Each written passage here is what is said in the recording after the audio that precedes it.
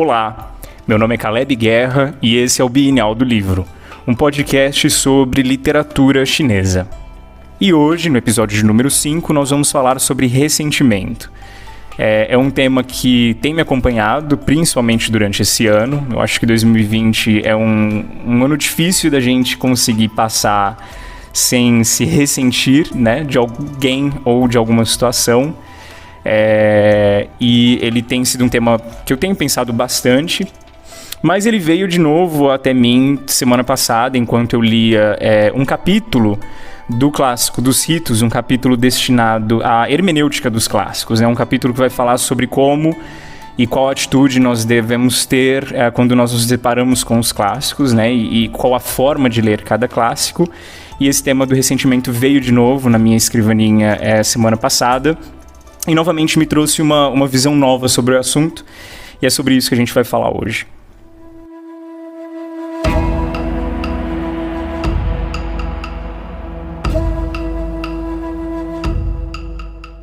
Bom, e bem ali no comecinho desse livro sobre a hermenêutica dos clássicos, a gente tem uma citação de Confúcio, onde ele apresenta 4 clássicos que ele considerava, né, clássicos que foram escritos por mestres antigos, compilados e editados até por ele mesmo, né, e pelos seus discípulos. E a primeira citação, o primeiro clássico, ele fala sobre o clássico das poesias, ou o clássico da poesia. E ele diz ali que a leitura, né, o estudo do clássico das poesias, ele traz 2 coisas pra gente. Uma é a suavidade e a outra é a gentileza. E um dos comentaristas desse Clássico dos Ritos, ele separa, ele fala que essa suavidade a qual Confúcio se refere, ela tem a ver com palavras, então seria uma suavidade no falar, né, um tato na linguagem, e essa gentileza seria uma gentileza de personalidade mesmo, seria uma personalidade um pouco mais amável, algo que mexe com quem nós somos e a forma como as pessoas se interagem com a gente.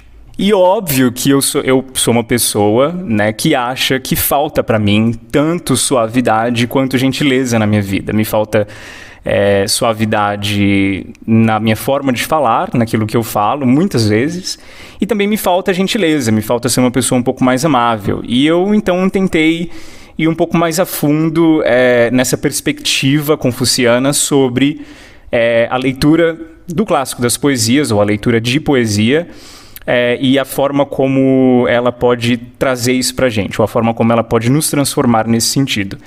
E a gente vai falar um pouco sobre essa mini pesquisa que eu fiz para escrever a minha dissertação, que vai acabar sendo um dos capítulos da minha dissertação, mas o que eu descobri nesse tesouro confucionista sobre o tema de ressentimento e a leitura de poesia. E nos Analectos de Confúcio, que é um outro livro, e a gente já falou um pouco sobre ele aqui, Confúcio, ele toca no assunto das poesias de novo e ele descreve um pouco melhor o assunto que ele acabou de começar ali no Clássico dos Ritos, que é para que serve a poesia. E ele divide esse estudo, essa experiência de estudar e ler poesias em 4 partes, e cada uma dessas partes representa algo que a poesia, que a leitura da poesia proporciona para a gente. E essas 4 partes são Xing, Guan, Xun, Yuan. E a gente vai começar a entender essa perspectiva de Confúcio sobre o estudo das poesias a partir dessa 4ª parte, que é a parte dessa frase toda de Confúcio que ficou mais famosa, né? E tem a ver com ressentimento. Porque Confúcio ali falou que poesia é a melhor forma para você se ressentir. Então a gente vai tentar entender o que ele quis dizer com isso. E a gente vai começar a entender essa perspectiva a partir do caractere yuan, que é a palavra ressentimento. Yuan, ele tem 3 partes aqui. Ele tem 2 partes em cima e uma embaixo. As 2 partes de cima são 2 caracteres, um para noite e um caractere para jade, para esmeralda. Antigamente, quando o imperador ou o monarca dava um presente para uma família aristocrata, ele simbolizava esse presente, que geralmente eram terras ou roupas, ou animais, enfim. Ele simbolizava esse presente na forma de uma esmeralda, né? Então essa esmeralda vinha na forma de um colar ou brincos, etc.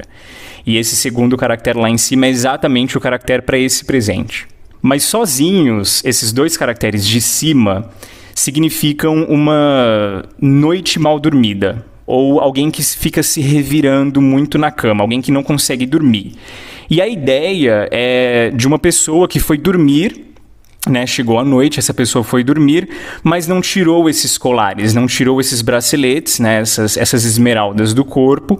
Então, todos esses artefatos, né, esses adornos todos incomodam muito ali enquanto você está na cama, você fica rolando de lá para cá, porque você se sente incomodado. A ideia, então, do caractere nessa parte de cima é uma noite muito mal dormida. É uma preocupação que está ali a noite inteira não te dando paz, e você simplesmente não consegue dormir porque você se sente incomodado. E a parte de baixo desse caractere é o caractere de coração. Então, a palavra ressentimento, no mandarim antigo, ela tem esse significado. Então, a ideia de ressentimento, né, nesse caractere e naquela época, é isso, é uma eterna noite mal dormida. É uma preocupação que te deixa inquieto, mas que está ali no seu corpo, ou no caso agora está ali no seu coração, o dia inteiro, e você simplesmente não consegue ficar em paz, você não consegue descansar, porque é algo que te mantém pensando nesse algo o tempo todo. E Confúcio tocou muito no tema do yuan, no tema do ressentimento. Só nos Analectos são 19 vezes que esse caractere aparece nas conversas de Confúcio com seus discípulos. E ele descreve como que o ressentimento acontece. Na ideia de Confúcio, o ressentimento tem a ver com a expectativa frustrada de um benefício. Então você tinha uma expectativa de ganhar algo, de obter algo, né? Às vezes essa expectativa é legítima, às vezes ela não é tão legítima assim, mas você perde esse benefício não chega até você.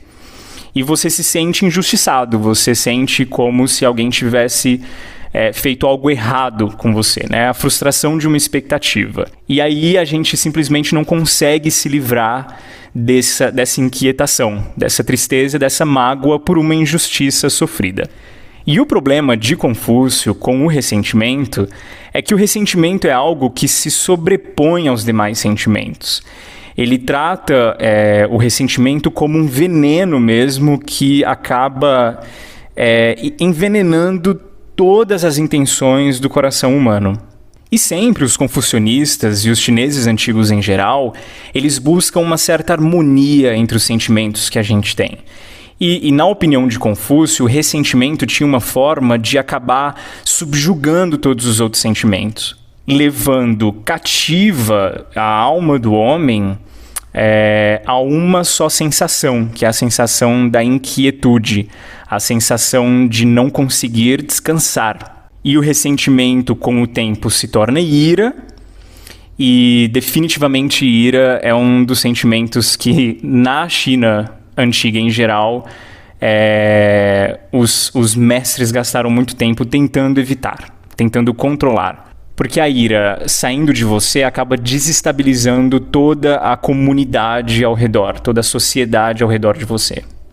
E então, como que nós resolvemos o problema do sentimento? Se ele é tão maléfico, e hoje em dia mesmo, se você parar para pensar, muitas das dores das nossas almas, elas têm como formação primária o ressentimento. A gente se ressente com uma situação injusta, a gente se ressente com uma pessoa e esse ressentimento acaba nunca deixando a gente em paz.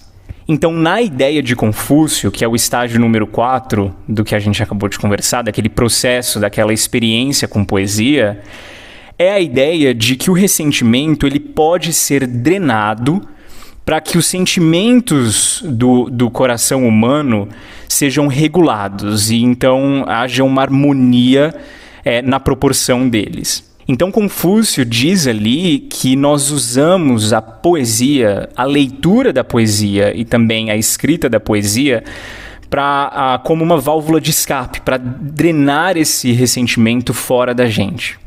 Agora, para entender a forma como a poesia age, né, e esse poder da poesia na nossa personalidade, a gente vai ver esses 3 primeiros estágios que antecedem e que culminam na possibilidade que o ressentimento saia do nosso coração através da poesia. Então, a primeira parte, sim, Confúcio fala que a poesia ela tem o poder de definir aspirações, tanto para quem escreve quanto para quem lê. Então, sim, aqui tem a ver com a visão do mundo mesmo, cosmovisão. Então, através de uma poesia, você consegue enxergar uma cosmovisão parecida com a sua, e você se identifica com a leitura de algo que alguém escreveu, alguém que, obviamente, não é você, mas é uma experiência de vida com a qual você se identifica. Então, a leitura da poesia tem o poder de te conectar com a mesma experiência, mas que uma outra pessoa teve. E essa conexão gera a segunda parte, que é o poder da poesia de fazer você enxergar o mundo melhor, que é a parte do Guan, de enxergar o mundo ao seu redor. Porque agora os seus problemas não são só mais os seus problemas. Você não está sozinho sentindo esse sentimento horrível, essa inquietude talvez, ou essas dores que a nossa alma tem, dores de mágoa, de injustiça, de dor, de desespero, mas você consegue enxergar o mundo, um mundo que te toca, que te aflige, que te machuca, mas através da perspectiva de uma outra pessoa. Então, nessa segunda parte, você sai de si mesmo para se enxergar melhor.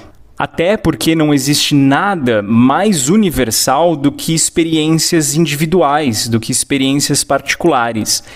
E esse contato nosso com a poesia, ele proporciona essa visão de mundo.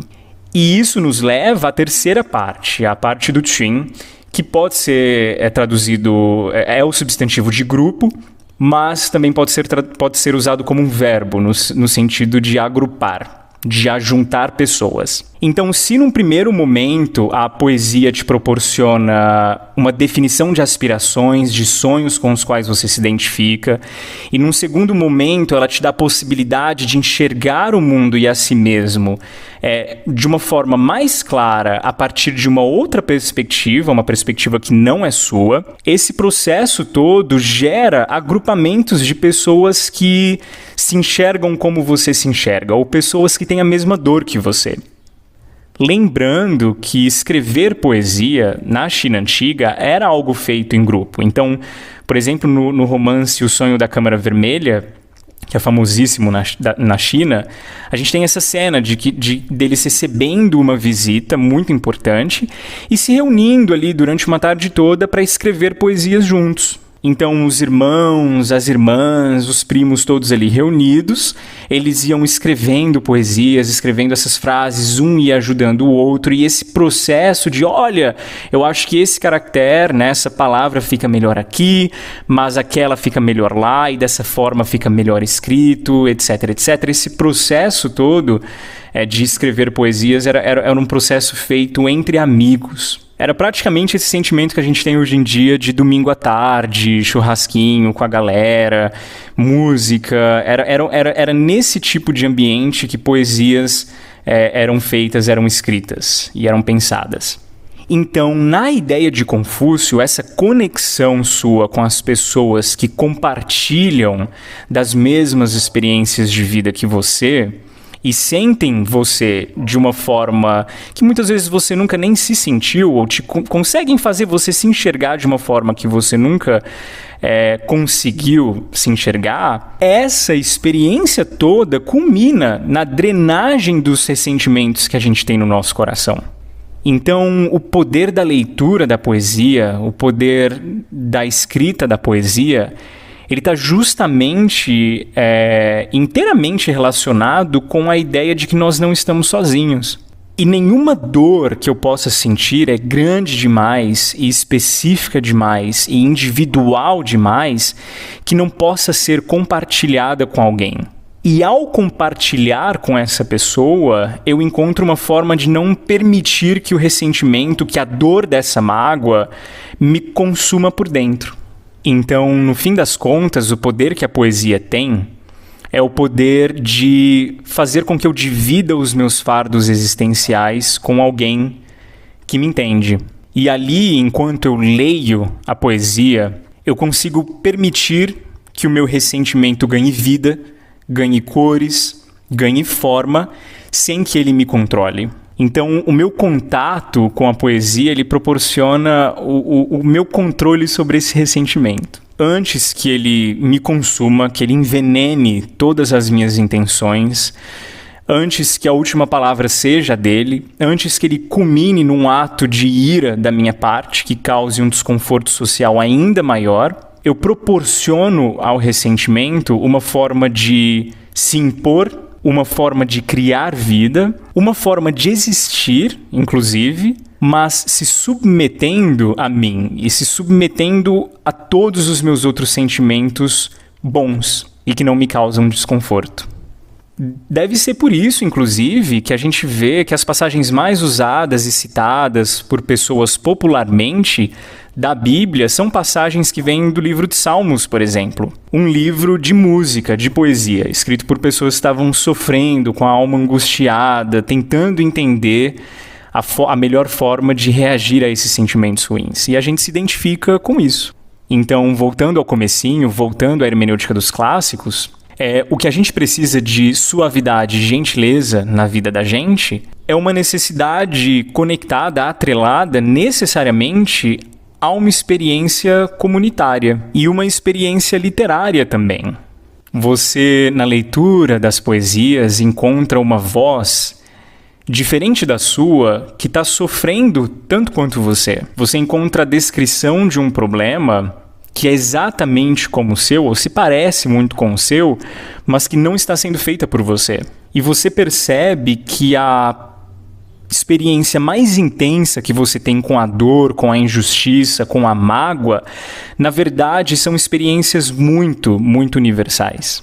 E esse processo de encarar o ressentimento de cara, de não permitir que ele te controle, mas criar um espaço para que ele viva sob controle, é uma experiência que cura a sua personalidade, que te traz suavidade, que te traz gentileza e traz todos os seus sentimentos nessa harmonia de quantidade, não permitindo que o ressentimento, que a mágoa, que a dor da injustiça acabe subjugando todo o resto que existe dentro de você. E assim, quem sabe o seu coração não consiga ter novamente uma noite bem dormida, uma noite de descanso.